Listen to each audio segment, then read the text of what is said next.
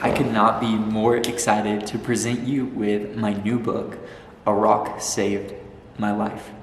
This is a book about how drugs, sex, and success cannot satisfy in the way that they promise us they will, and that they also can't satisfy in the way that God can. Life is short. We only get to live it once. One shot, that's it.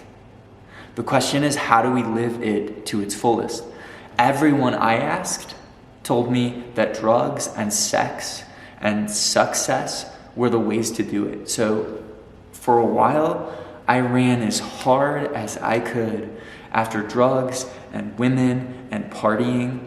And I ran with everything that I was worth in that life. And I worked my way up in that life to the point where I was getting paid to party and I was getting paid to hook up. And yet in my core, I felt completely empty. I felt worthless. The harder I worked at that life, the more addicted I became. And the more I succeeded, I realized I was running a race to see who could screw up their life the most, and I was winning it. After getting arrested again, and after a dozen allegations and getting locked up and having every friend in my life tell me, you're not who you used to be, I realized that life was empty. Drugs and partying and all the things people glorify aren't what people make them out to be. And so I reassessed and I said, what else do people live for? What other purpose do they have for their existence?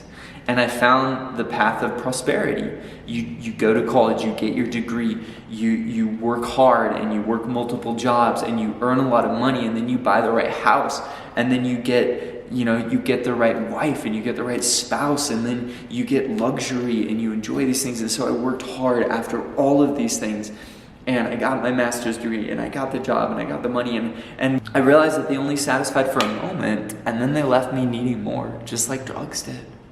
Not just wanting more, but needing more. They never satisfy. It's like, once I get this job, then I'll be happy. Once I get this home, then I'll be happy. And you get it, and you're happy for a moment, and then you just need more, so you set a new goal, and after a while you look like a hamster on a wheel, and nothing satisfies.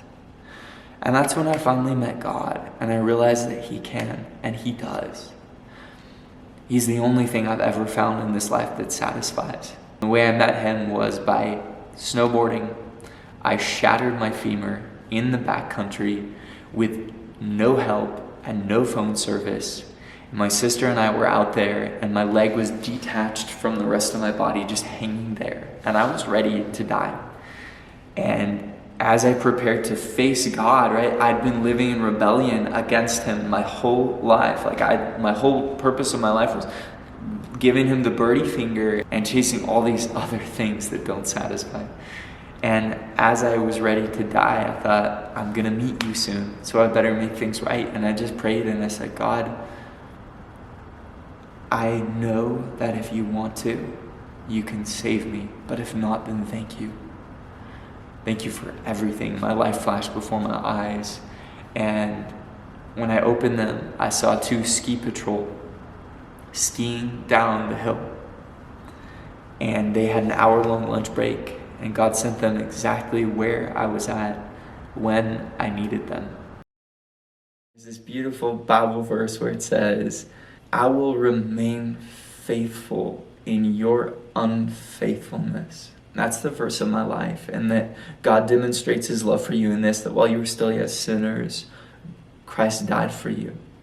I just look at myself in the pit of my sin, in my worst state imaginable, when I hated myself, and that's the person that God died for.